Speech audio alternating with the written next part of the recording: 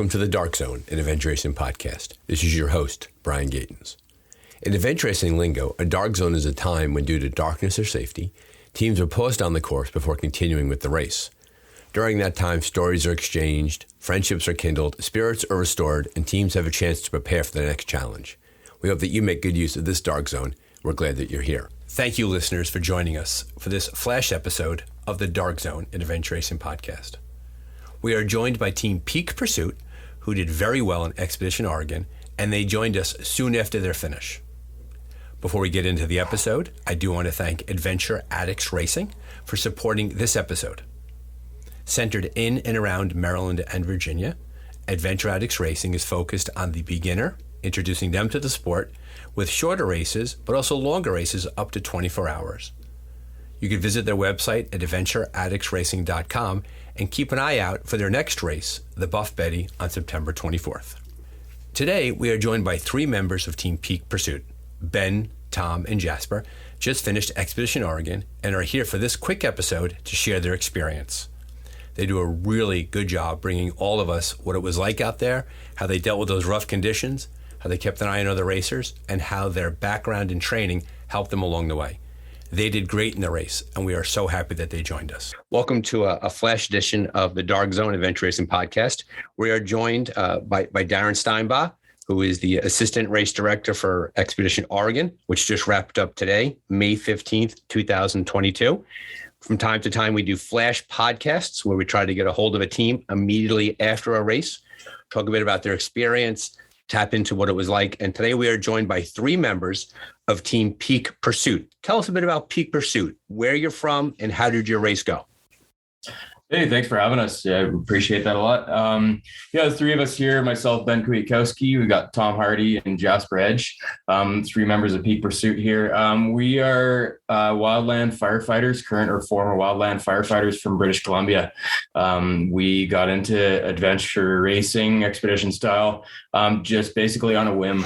We threw in an application to Eco Challenge Fiji, and for some reason they accepted us and we got hooked. We loved it. We were able to finish that course, then got into Expedition Canada and managed to do relatively well there. We ironed out some kinks, figured out how this whole game works, and then learned quite a bit and brought that to what we're doing for the race yesterday that completed yesterday. So you ticked off two pretty big races, right? You talked about Fiji and you talked about Canada. How does this race feel like compared to those two? Yeah, we were discussing this earlier, and obviously at the time, Eco Challenge Fiji was a huge deal since none of us had really done any adventure racing other than maybe the occasional 3-hour one here or there. And so we just didn't even know what we didn't know for that race back then. And through the subsequent races, we've picked up from mistakes we make and just talking to other teams, a lot of really helpful information about how to make easier and more efficient pre, during, and post-race. So Expedition Oregon here, I'd say, was much more challenging navigation and route finding, and the conditions with all the snow and cold temperatures definitely added that extra dynamic. Fiji just was a bit longer for us, and so the issues that come with extended expedition race with the ongoing fatigue management, that was a bigger factor. Well, it sounds like that's what happened out in Oregon, and anybody who's read about the race or followed along, and credit to Team Ben Racing for having a lot of commenters along the way. And I'm sure that when you're done, you'll have a chance to read through the various threads. We had Barbara Phipps on one hand. We had Brent Friedland from Rootstock Racing giving updates. Jason was giving updates. Chelsea, Darren, everybody was pitching in to talk a bit about the race itself.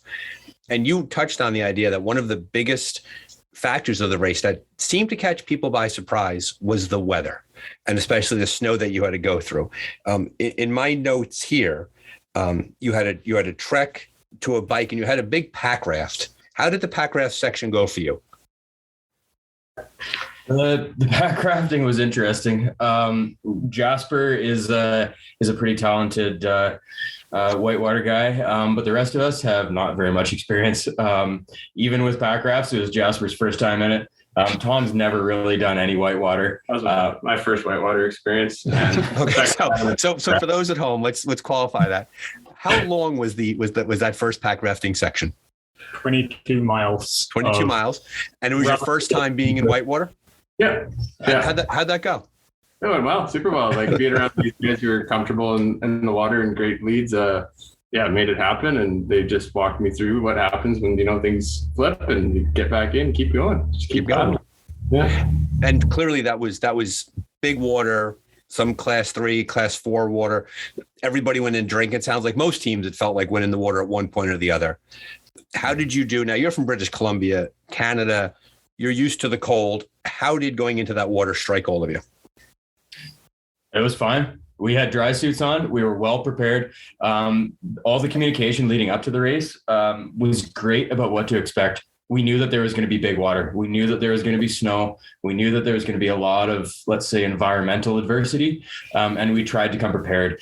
Although when this sort of, adventure racing, you can only prepare yourself that much because there's the element of surprise. And there's also the element of how much gear do you pack? How much do you carry with you? Is it worth carrying that pair of snowshoes for this patch of snow when you're going to have to carry them over dry land? I think we were well prepared, knowing that it was going to be long, it was going to be cold, and we wore the dry suits, and some of the swimming was fun. I'd really like to credit the race directors for the logical progression of the race. They picked most of the objectively higher risk activities to put at the beginning. So the whitewater pack rafting, the high mountain trek, and the mountain bike leg. Those were all near the beginning of the race when we were relatively fresh and making smarter decisions. It was really well thought out, kind of linking all these different pieces together. And that was a common thing that we read and we saw going up to the race, that anybody who went into the race and said that they didn't know what was expected of them clearly didn't read what was sent out by the race director. So credit to Jason and to Darren for making certain that everybody who got into it knew what they were doing along the way. The weather comes in, the weather's hard. You come through the pack raft, and to your point, the first half of the race clearly felt like the harder half of the race. And as you were saying, you're fresher, and fresh in adventure racing is a relative term, right? Because you're awake for 30, 36, 40 hours, and that's still considered to be early in the race. When you came into that first chunk of the race and you had to factor in the effort combined with the long paddle, combined with the trek in the snow, how did you do with those other factors that you could control? How did you do with your nutrition, your clothing, your sleep? Like, how did all those factors come together? Because that's a tricky thing. And it's more than just like a marathon where it's one day's effort. It's a multi-day effort that you have to sort of manage a lot of things simultaneously. How did that go? That's something that we're definitely learning as it comes into it. Of course, the first couple of races, you have no idea, and you can over prepare sometimes and carry more than you need, or you can end up under prepared and you don't have what you need. I think we're starting to find that happy balance of, being able to look at a section, be at a transition area, and, a lot of thought process beforehand, and kind of expecting what's the maximum sort of timeline here that we have, and bringing enough so that we can manage that. So in terms of the nutrition, that sort of thing, between the four of us, we can have enough to sustain us for more than the amount of time that we're expecting to take. That way we're not, run it close to empty, but we're not running on fumes, let's say, at the end. Combine that with the sleep side of things, same sort of thing. We're still experimenting with that. We have some understanding of how the sleep depth impacts us, but as for the strategies of when to use that time to rest, that's something still very fresh for us. And we had a lot of conversations about that, both about during the course about when we were going to, when we had to, when was optimal, when it was needed, and then learning from that of how that is impacted in so many different ways. So by combining all of that together in that first section, that was so much more technical, let's say, we wanted to push through it as quickly as possible, but also making sure that we were at sort of our peak performance, making sure that we weren't going on into these nasty stages not well prepared. And I think that worked out well for us, that coming into that big mountain section where we headed up Mount Bailey, we were feeling quite good coming into that one. And I think we excelled in that. Other than coming out at the end of it, we had a bit of joint problems that slowed us down a little bit, and the sleep deprivation caught up to us, but we were sort of right on that limit where we were able to manage all of that, hold it all together, keep all the pieces together, and get ourselves down to that next TA, where it was a nice lodge, rest, 3 hours sleep, reset, get warm, and then get on in the second half. So when you mentioned the sleep deprivation got to you, one of your teammates smiled. How did the sleep deprivation get to you? And I see a laughter there. Yeah. Was it hallucinations? Was it falling asleep on the feet? How did that go for you? It was a bit of all of that. So we've all experienced the hallucinations you get adventure racing, and so we got an hour and a half sleep on the second night of the race, and then we were planning to push through, as Ben said, all the way to the lodge down on Diamond Lake. But that third night was when it really hit me the hardest. We were snowshoeing up Mount Bailey, and I just couldn't keep my eyes open. So I was just walking, eyes closed, following in the tracks, and then I'd stumble to the side, and my team would just be like, left, right. And I'd be reaching down, grabbing stuff off the ground, thinking it was some garbage someone dropped, but it's just a chunk of snow. Or I was having conversations with my sister who I could see right next to me, but obviously in another country. So there's kind of seeing stuff that's not there. But then this was a whole new level for me, where I was absolutely useless as a team member. I was just a sandbag they were dragging up the hill. So but that's a good point to make in adventure racing, is that because it's a team sport, you don't want everybody to feel that way at the same time. So while you felt that way, your teammates were fine, and then they went through their own stages. Exactly. The following night, I was feeling really, really fresh, and a couple of the others were feeling a bit more down. And as we've discovered, one of the most effective ways is just keeping your mind active if you're doing a long trek or bike ride or something. So we just cycle through talking to each other and talk about every topic under the sun to try and keep you engaged and keep you laughing. And yeah, if we're having fun with each other, then we're gonna push through that night and be good. Who was the primary navigator? That'd be myself, Ben. Okay. So Ben, with the navigation, these big races tend to, there were orienteering sections we could talk a bit about there, but these big races tend to have a lot of distance in between the checkpoints.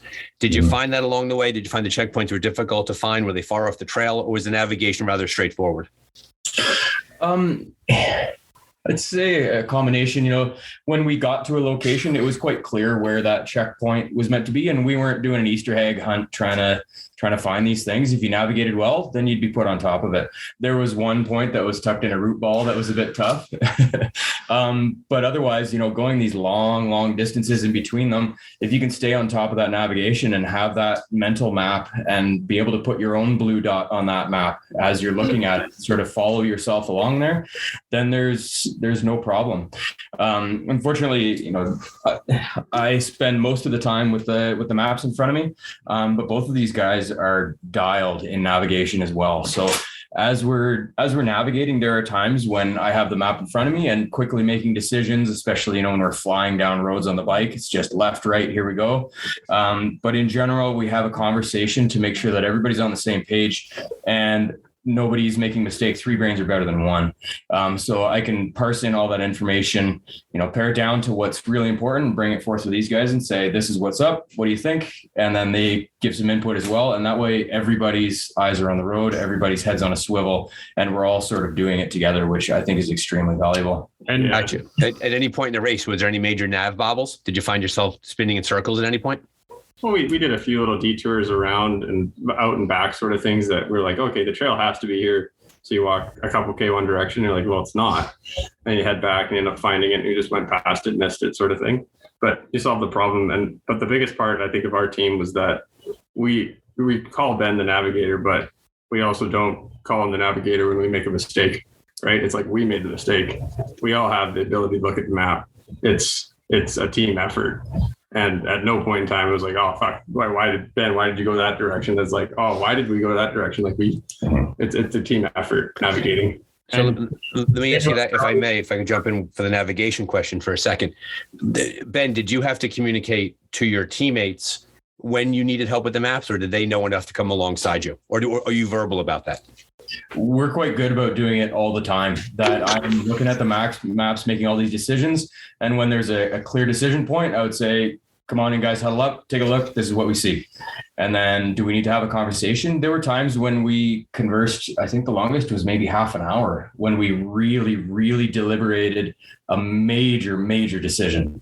And we flipped one way, made the wrong decision, went in that direction, and then had another huddle, talked for another solid amount of time, and then turned around, went back the other way, and it ended up being the right decision. So being able to have that sort of communication and deliberation within our team, I think is quite valuable. And, talking with Tom after the race, just speculating on how that can be advantageous for us, of being able to have those conversations and being able to make those decisions together, because we have a pretty big history. We've been friends, coworkers, we recreate together. We're all quite closely connected for 5+ years, that we have that sort of innate communication ability. Yeah. And to that point, there's, because you know each other so well, you begin to pick up a lot of those nonverbal cues when someone's in distress, not in distress. And you also know the boundaries in regards to getting along with each other in a big race, right? So you're in a high stress situation because you know each other so well, you're not going to cannibalize each other out on the field, right? And clearly you got that. Yeah, and we're, with our background as wildland firefighters in British Columbia, we're used to being in those stressful situations, working 14 to 18 hours a day for 2 weeks straight. Where these two guys on a crew with me, it's not just about being happy, but it's our lives are on the line together. So you have to trust the person next to you and recognize when they need help and ask for help. And so I think we're really good at balancing all of that stuff and not freaking out. Yeah, I would assume being a wildland firefighter and having that be your profession, well, there's a few factors that go in your way when it comes to adventure racing. First off, this is a recreational activity for you, right? Your work is different, right? You're saving lives. You're keeping yourself safe. You're protecting wooded areas, and so that's your job. So this is like your off day, but you're able to apply a lot of your personal fitness ability, your ability to work together under stress, to communicate effectively. All of those factors come together. Because I don't want to cut too quickly to the chase. How did you do in the overall race? What was your final standing? We ended up third place. We were able to, we were sitting in fourth coming into the last stage there, and we were able to pass one team in the last stage and managed to catch the podium there. Did you expect to, and Canadians are known for their humility, right? So I think I already know the answer you're going to give me, but did you expect to do that well coming into the race? No, we didn't.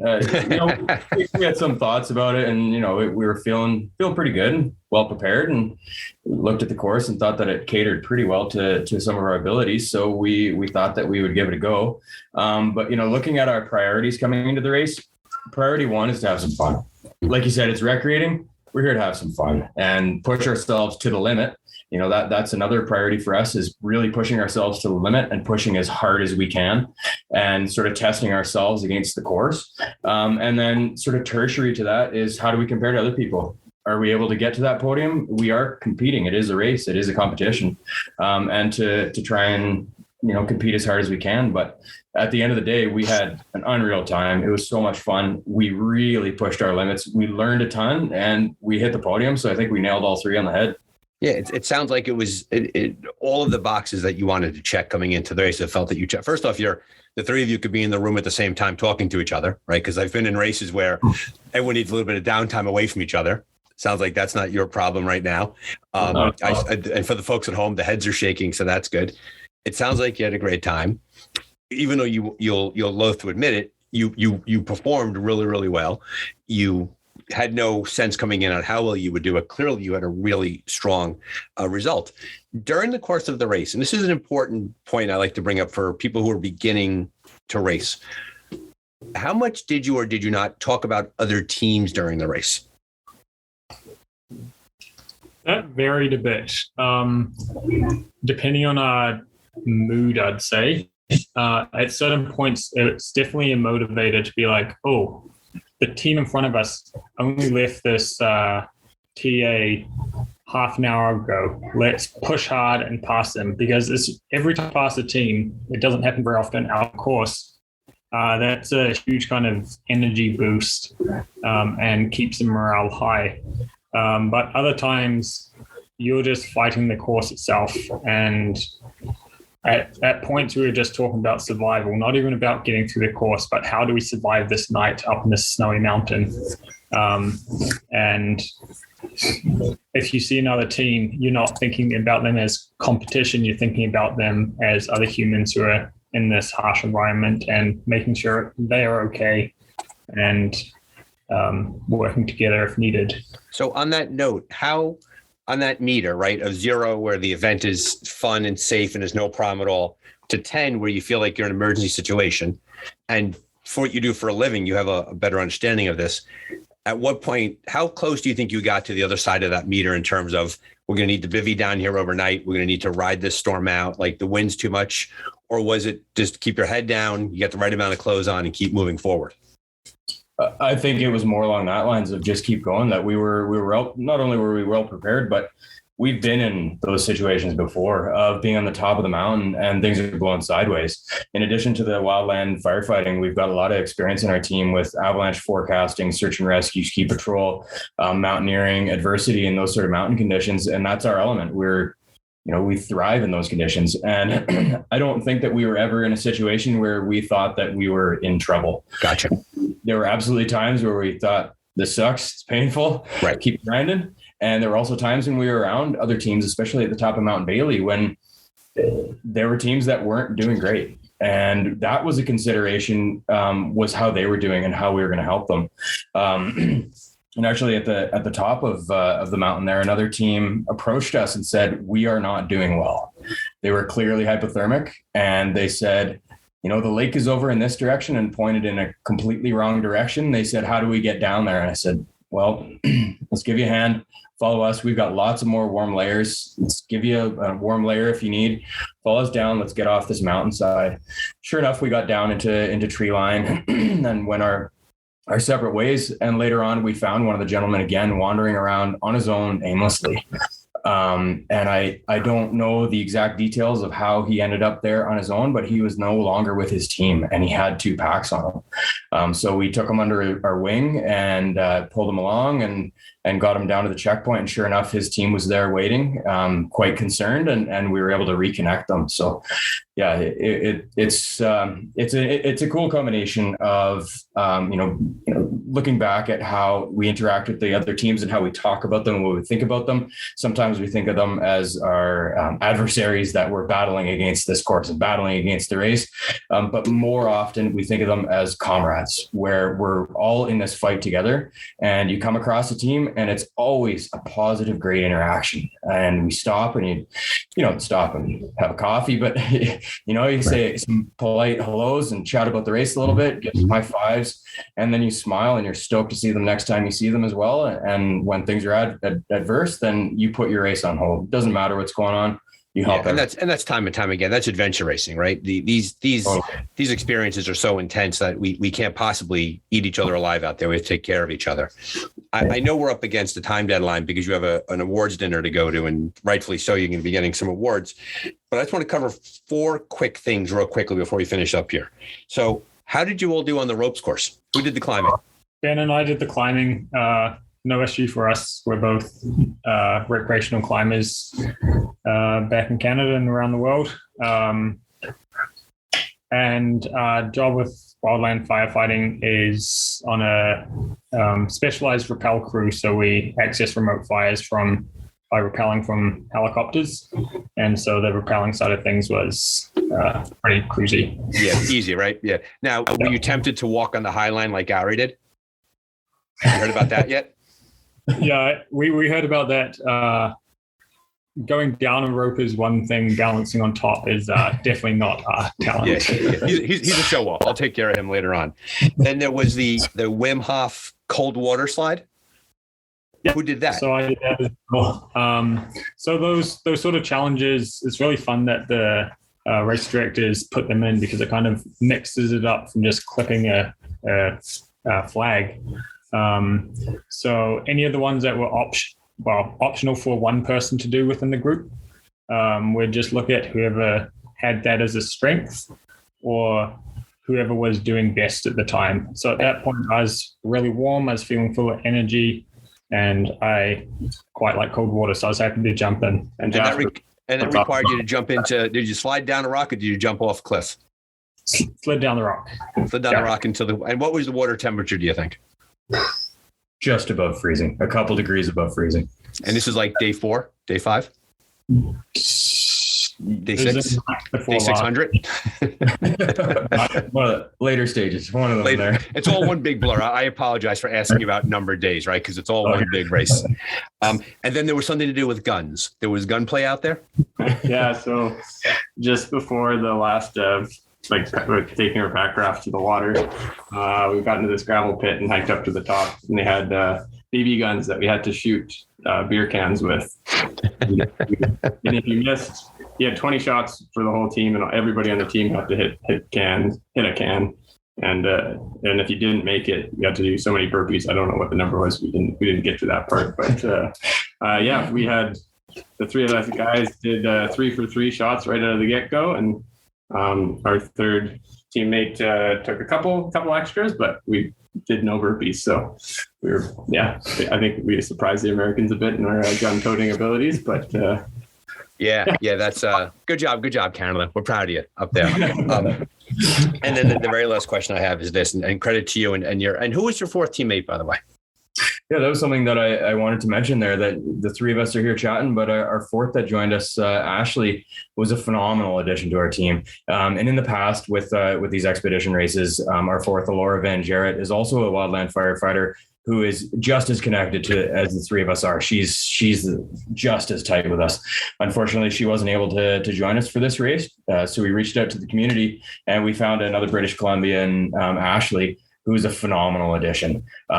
Extremely strong person, gelled really well with the team, fit very well with all our sort of mantras and ideals. She lives in British Columbia as well. We met her once before the race, so that was new to us. Because we're all so tight coming into it, it was a different dynamic having somebody that we don't know as well. But it ended up working very well, that because the 3 of us know each other quite well, she just kind of slotted right into the mix, and we were all able to, not only function as great individuals, but sort of excel as a team together and kind of feed off of each other. And she helped hugely with that. Yeah, that comes across as clearly in the short conversation we've had. I could see how the bar that any teammate she would have to jump over to be a member of your team is very, very low, right? Work hard, have fun, be fit, be ready to go, right? It sounds like that's what you expected of her. Here's the very last question I have for you. So what's next for Team Peak Pursuit? Fire season. It's very unpredictable. 2 of these boys are active firefighters.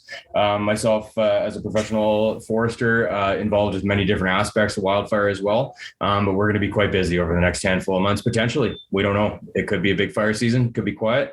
But we have no races at all planned over the next little bit here. But come into the fall, some shorter races, keep getting things dialed, recreate as much as we can, and then put another race on the list and try and push it even further. I think we're all extremely hooked on this sport. It's ludicrous and it's insane, and so is every person that does it, and so are we. And we found a group of like-minded people, and we're so excited to keep pushing it into this and really see what we are capable of, and keep learning and pushing it to both our limits, but also see how we stack up against some of these real teams.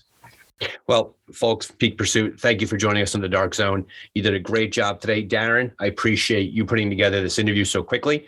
We're going to get this out to the public. Best of luck, fellas. Be safe during fire season. Be safe with your outdoor pursuits. The sport is better for having you with us. Congratulations, and go enjoy that awards dinner. Thank you so much. Thanks a lot. Thanks for having us. Thanks, Brian.